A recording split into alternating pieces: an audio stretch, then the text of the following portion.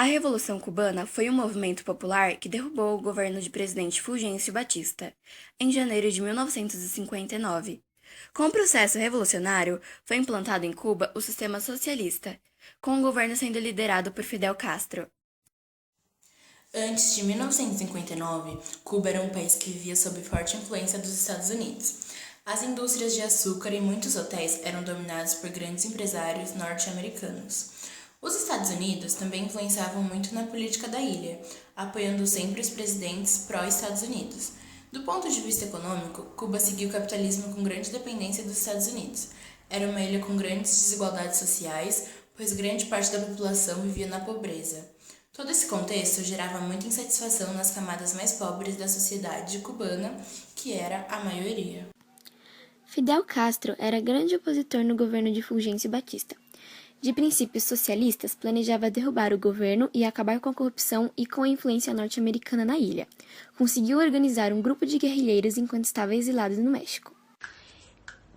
Em 1957, Fidel Castro e um grupo de cerca de 80 combatentes instalaram-se nas florestas de Sierra Maestra.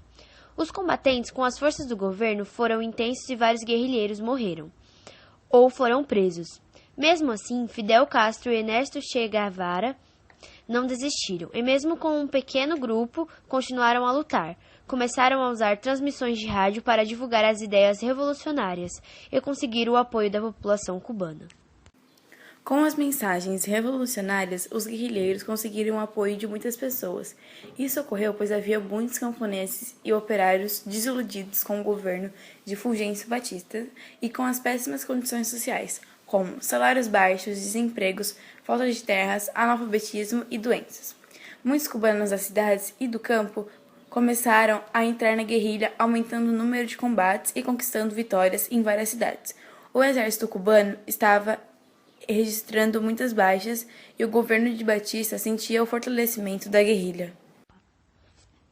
No primeiro dia de janeiro de 1959, Fidel Castro e os revolucionários tomaram o poder em Cuba. Fulgêncio Batista e muitos integrantes do governo fugiram da ilha. O governo de Fidel Castro tomou várias medidas em Cuba, como, por exemplo, nacionalização de bancos e empresas, reforma agrária e expropriação de grandes propriedades e reformas dos sistemas de educação e saúde. O Partido Comunista dominou a vida política na ilha, não dando espaço para qualquer partido de oposição. Com essas medidas, Cuba tornou-se um país socialista, ganhando o apoio da União Soviética dentro do contexto da Guerra Fria.